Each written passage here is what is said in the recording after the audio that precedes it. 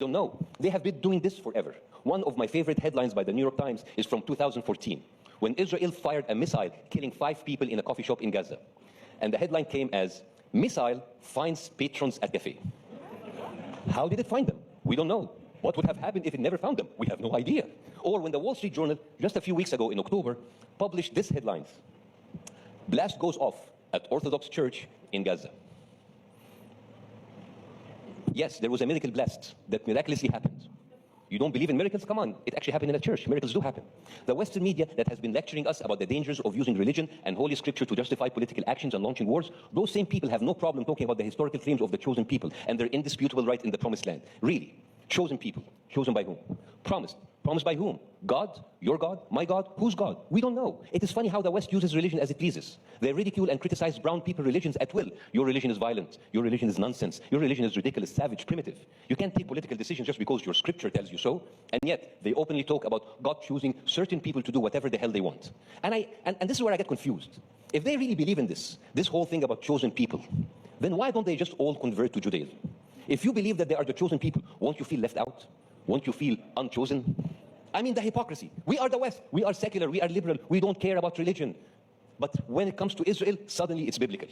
By the way, the lies and the false justification that have been used to kill other people and wiping out whole communities have been recycled over and over again. 1898, the Wilmington Massacre. 1906, the Atlanta Massacre. 1912, Forsyth County Massacre. 1921, the Tulsa Massacre.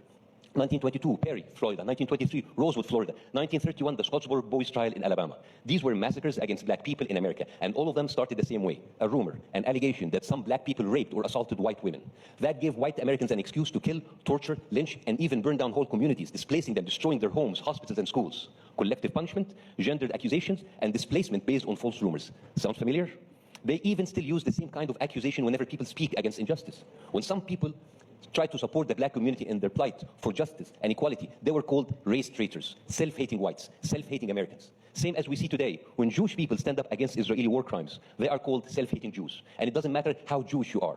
The co-author of the Universal Declaration of Human Rights, Stephen Hessel, was a Jew. He was a Holocaust survivor. He was part of the French resistance against the Nazis. When he stood up for Palestinian rights, he was called an anti-Semite, just like that. Together with many Jewish people, including politicians, comedians, actors, ex-IDF soldiers who rejected Zionist lies, and even rabbis. They too were called self-hating Jews and anti-Semites. It's the best way to shut down the conversation. I got a taste of that myself, because my position against them, they now call me a Jew hater, an anti-Semite, and a secret member of the Muslim Brotherhood. But I'm used to that. In Egypt 13 years ago, when I hosted my political satire show, and because of my views, I was called an infidel, a traitor, a Freemason, a secret Jew, an underground Mossad agent, and my absolute favorite, I was called a CIA operative who has been recruited by Jon Stewart to use satire to bring down the country. As Bassem approached the crux of his speech, the point where it became imperative for the video to be removed from all platforms, he courageously delved into the moral quandaries faced by the world under the dominion of modern empires. Drawing parallels between the barbarity of ancient civilizations and the present era, he highlighted how the opulent lifestyles of ancient empires were built upon the exploitation and subjugation of conquered peoples. Bassem eloquently juxtaposed the ignorance of ancient peoples who lacked mass communication mechanisms to understand the suffering behind their prosperity with the willful blindness of modern societies. Despite having access to information, they choose to ignore the plight of others while proclaiming their civilization and enlightenment a charade, in his view. His reflections ran deep, requiring a new... Or they killed.